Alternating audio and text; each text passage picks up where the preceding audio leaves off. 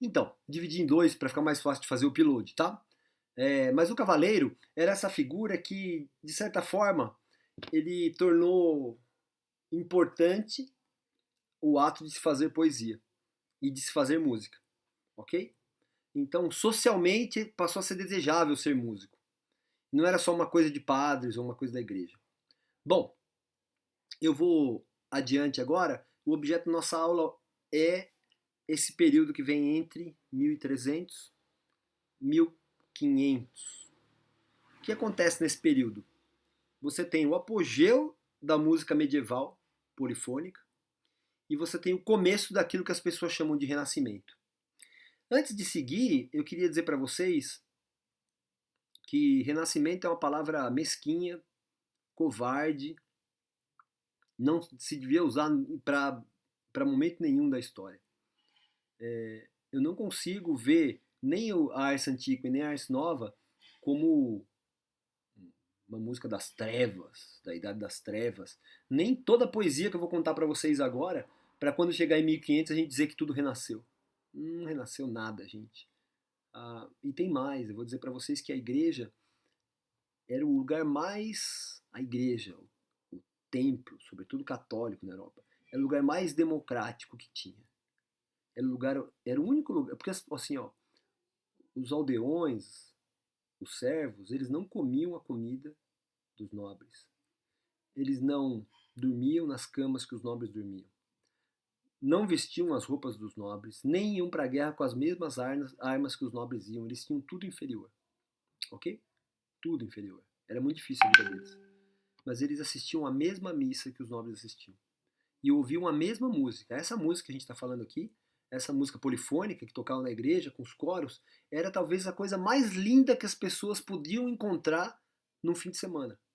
Numa vida triste, com que você vai ter aí, a tua esposa vai engravidar em todos os ciclos férteis dela por 20 anos, 15 anos.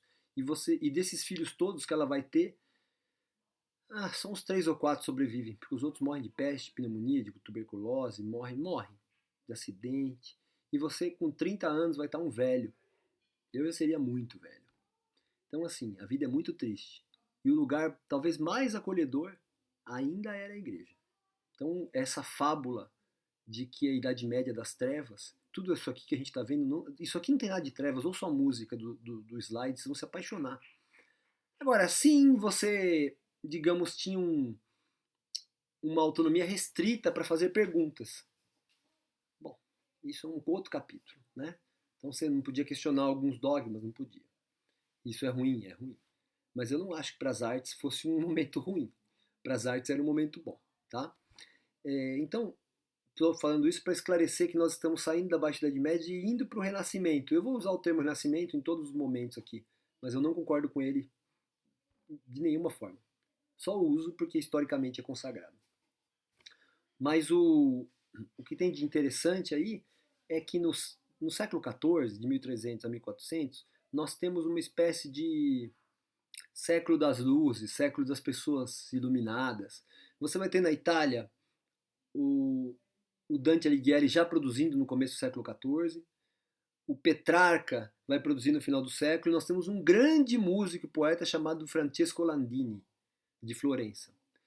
E na França, que é, digamos, a herdeira da tradição da arte antiga, a gente vai ter primeiro Philippe de Vitry e depois Guillaume de Failly. O Guillaume de Failly talvez seja o grande nome dessa arte nova, mensurada, mas o inventor do sistema, um deles, né? Porque o sistema para mensurar o ritmo, ele não é, ele era uma coisa, ele era um advento desejado. Claro que eles queriam notar o ritmo direitinho na partitura. E aquilo não estava bom, estava muito improvisado. E aí, durante quase 100 anos, a gente vê vários experimentos, tentativas de se notar isso. E alguns tratados. Então, de 1200 a 1300, a gente vê alguns tratados e algumas tentativas de notação do tempo. Mas quem resolve mesmo é o Philippe de Vitry, com um tratado chamado Ars Nova. Por isso o nome. E ele então fica como, digamos, pai desse movimento. Mas a obra dele é maravilhosa, viu, gente? E depois ele assume um cargo de bispo, que era um cargo mega político, né? Os caras. Isso vai até o padroado português, ou seja, o Papa nomeava o bispo que era o primo do rei. Não nomeava o bispo porque era um grande teólogo, um cara piedoso. Não, o bispo era um político. O que são, digamos, as contradições medievais, né? Isso de fato é ruim. Mas o, o Vitry, então, teve essa vida de intelectual, de chanceler, grande jurista e no final da vida se tornou bispo e influenciou muito, compôs muita poesia secular, ou seja, poesia com tema não litúrgico, música com essa poesia. A maioria das obras dele são a três vozes, são baladas, motetos, e a gente tem ainda outros ramos de produção intelectual dele muito bem falados naquele tempo. O Machot, Guillaume de Machot, é o outro francês, não está em Paris, está na Catedral de Reims, que se torna um segundo centro aí, e vive de 1300 a 1377. O Machot é um músico muito importante no tempo dele, assim, pela quantidade e qualidade da produção. E ouçam a música dele, é muito impressionante. É o primeiro que faz uma missa, a missa de Notre Dame. Ele compôs, a missa é Kyrie Gloria Sanctus Benedictus, Kyrie Gloria Credo Sanctus Benedictus e Agnus Dei. Essa é a sequência do ordinário da missa, quer dizer, aquilo que se repetia sempre. E cada momento do ano litúrgico católico apareciam partes novas ou saíam partes, enfim, se trocavam outras partes. Mas essas 5 partes sempre se repetiam. E é a primeira vez que um compositor faz uma música para 5 partes com uma única obra. Isso vai ser importante. Depois Mozart vai fazer. Você pega uma missa de Mozart, uma missa de Beethoven, uma missa de Palestrina, uma missa de Monteverdi. É isso, gente. A missa breves, né? Que só tem o ordinário. O próprio, que é essa parte que você pode colocar, depende do ano litúrgico, também foi musicada algumas vezes, mas muitas vezes eu diria, até desculpa. Mas o começo está aí, tá aqui o Guilherme de Machot. Você tem que pensar que poesia, música e dança eram muito interligadas. Ainda essa técnica está saindo da igreja. Você vê que inclusive o Machot toma ordens. Ele nunca se torna padre, mas ele estava próximo ele era cônego, né? Não tinha um cargo religioso na igreja. Então ainda é muito próximo da igreja essa técnica, muito intelectual. E o povo só vai tomar contato com ela nos fins de semana, numa missa especial, tá? Mesmo assim, não era na Europa inteira que ia ter, era nos grandes centros. Bom, aí eu falei para vocês do Landini. O Landini é contemporâneo do Vitry, do Machot, no século XIV, e compôs também poesia e música, só que italiana.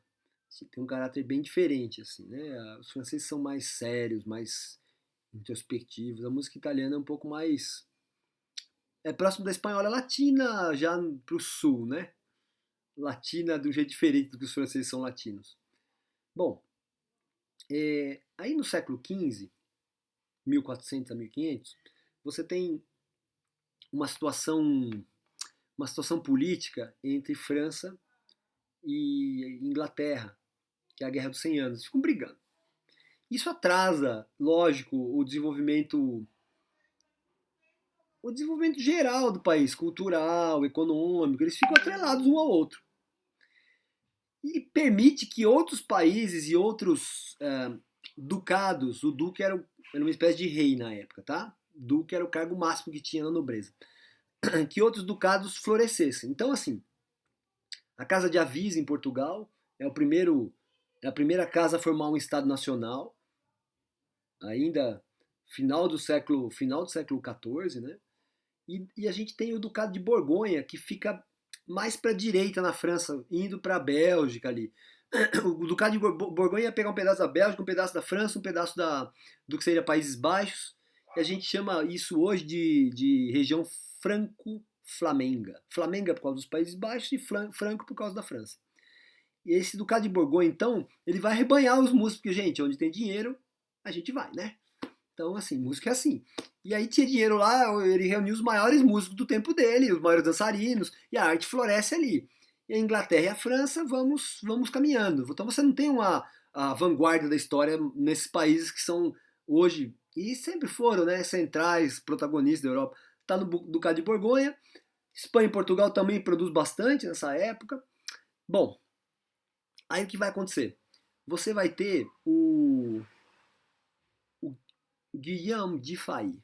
É um outro Guilherme, tá? E o de Fay, ele pega essa, essa tradição da ars nova, de medir as coisas. E, gente, de Fay, Vitry, Machot, Landini, eles usavam a ideia de música mensurada, né? Eu vou explicar para vocês mais ou menos como era. Você tem um tempo, tá? Eu vou subdividir o tempo em 2. Então, se eu subdividir em 2, a minha subdivisão é a imperfeita. Ó, em 2. Aí você fala, igual ser mínima e mínima. É, isso aí. Só que eu posso também subdividir em 3, gente. É a perfeita. Ah, perfeita. Desculpa pela caligrafia.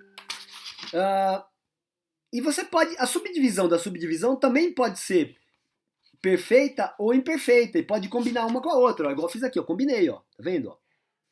Aqui a divisão era imperfeita, embaixo tá perfeita, em 3. Aqui era perfeita, ops.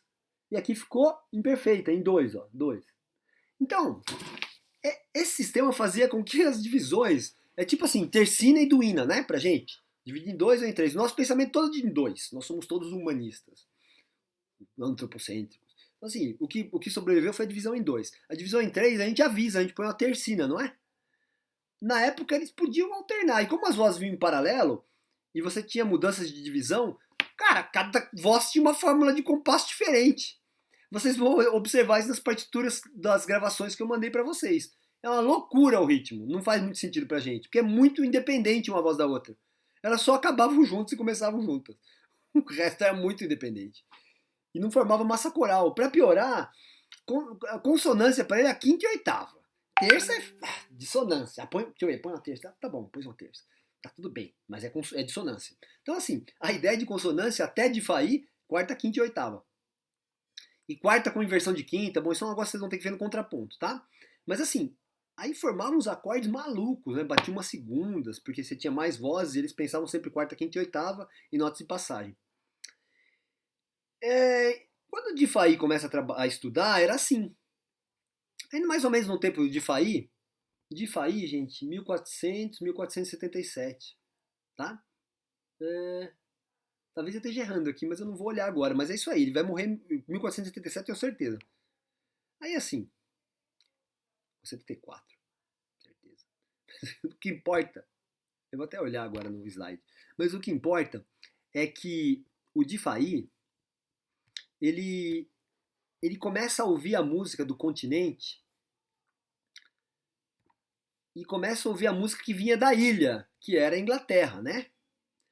E aí a Inglaterra, ela tinha uma tradição de cantar em terça paralela e não em quinta, desde muito, muito antes. Porque vem dos celtas, é uma coisa bem de inglês lá. Então, um compositor conhecido na Inglaterra que vem para o continente, chamado John Dunstable, começa a produzir um tipo de música, um tipo de técnica chamada falso bordão, fox-bordão. E esse fox-bordão, ele, digamos, era colocar terças paralelas ou sextas em alguns momentos, ou deixar cair as terças no tempo forte. E isso, gente, isso era fora da lei pros medievais, tá? E isso faz com que a música daquele tempo, achei aqui, ó. Isso faz com que a música daquele tempo, 1394, 1477, o de Faí, desculpa, tá? Quase aquilo, dá na mesma no final dos contos para a história, né? Para quem gosta de data, de comemorar aniversário, já não dá. Mas isso faz com que a música de Faí passasse a ter mais terças e sextas. Para o nosso ouvido, gente, aparecem os acordes, entendeu? Então, assim, mais ou menos no começo do século XV, de 1400 e alguma coisa em diante, 1420, 1430, as terças começam a entrar na harmonia pela porta dos fundos, como uma exceção à regra, mas começa a se padronizar como prática. O cara não sabia que estava fazendo acorde ainda, ele pensava sempre fundamental com a de cima, nota de passagem, ele pensava uma voz contra voz, né? Mas pro nosso ouvido a música fica mais próxima daquilo que a gente conhece hoje como harmonia. E aí, um pouco adiante disso, ele começa a fazer uma voz paralela sexta abaixo do tenor. Tenor quer dizer tenere, né, em latim, sustentar. Então o tenor era o que sustentava, ele estava embaixo. Era o canto firme, os cantochão. De repente aparece um troço embaixo daquilo, que era o falso bordão. E era em sexta, às vezes, com tenor, né? Isso permite que tenha agora uma voz baixo. Antes você tinha o tenor, contratenor e o altos. Era o padrão. Tá? Não tinha soprano, eram 3 vozes. Quando tinha a quarta voz, que era o soprano. Agora você tem o baixo. Então você tem, muito comum no Renascimento, do final do século XV, tem uma textura 5 vozes. Que era isso, eram as 4 vozes padrão, mais o baixo. Eram 3 no século XII, século XII, 13, depois no século XIV, 4, agora tem 5. Então o coro vai ter aí, a música para coral, no final do século XV vai ter 5 vozes. Então vocês veem que, na verdade, é um desenvolvimento paulatino, ninguém inventou nada. Mas uma inovação grande, que é a vinda das terças e sextas da ilha, da Grã-Bretanha para o continente, muda a sonoridade. A outra coisa é que eles começam a pensar em cadência. Ou seja, no final de um grupo contrapontístico, há muito tempo eles pensavam isso, mas agora as cadências começam a ficar mais importantes. E cadências são todas as vozes cantando a mesma nota. Para nós, são acordes. Eles ainda não tinham esse conceito. Então a sonoridade vai caminhando para aquilo que é mais próximo da gente, mas ainda é um pensamento muito linear. E aí vem o Johannes Ockeghem, que é um cara que vem desses Países Baixos e vai trabalhar na França, e o Josquin des Prez. E essa tradição aí da região franco-flamenga, do que era o Ducado de Borgonha, que depois vai se desmanchar, vai, enfim, vai perder seu protagonismo, mas ela ainda continua produzindo músicos. No século seguinte você tem o Josquin des Prez, depois você tem o Orlando de Lasso, então, e muitos outros aí que saem da próxima aula eu vou falar. Né? Eu evito pôr muito nome numa aula, tá? Então, assim, é uma região de muita efervescência cultural. E depois, no século XVII ainda, você tem grandes pintores holandeses, né?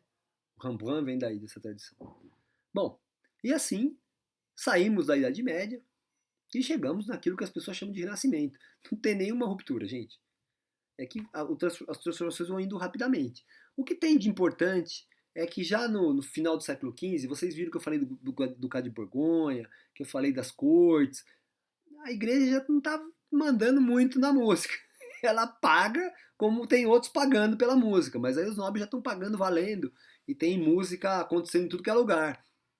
E daqui a pouquinho quem vai pagar pela música são os mercadores, são os negociantes, os banqueiros, por enquanto são nobres. Mas no século XVII, aí 100 anos depois do que a gente está falando, 150 anos, aí já todo mundo está pagando por música. E músico é o que eu falei para vocês, pagou, ganhou. Então, meus queridos, espero que a aula tenha sido produtiva, aguardo as dúvidas de vocês no WhatsApp. E eu estou pensando, vou pedir para vocês, ó, combinado aqui, ó, combinado, vocês vão fazer o resumíssimo dessa aula. Resumíssimo desse vídeo, mais o que eu anotei lá, com as palavras de vocês. Não fica dando Ctrl+C no que eu escrevi, não, que eu vejo. Palavras de vocês, 8, 10 linhas, resumo, igual eu faço no resumíssimo. Dá uma olhada nas outras aulas do resumíssimo. E vocês vão postar para mim um formulário que eu vou pôr no Google Docs, vou colocar lá o link para vocês preencherem. Por quê? Cara, o Classroom tá uma bagunça, mano. Tem coisa que aparece, coisa que não aparece. Eu vou fazer um negócio bonitinho lá, vocês preenchem pra mim. Mas moleza, tá? Vocês não vão gastar mais do que 10 minutos. Vocês assistiram a aula, leram o slide, já preenche o Classroom não, ó. Preenche o Google Docs, tá? Abração pra vocês, saúde, Deus abençoe cada um. E eu tô adorando preparar essas aulas, que é muito bom, né? O conteúdo, né? Eu acho bem legal. Consegui fazer em menos de meia hora. Esse vídeo tá com 19 e o outro tava com 10. Eu tava doido pra fazer isso. Um abraço pra vocês, viu? Obrigado.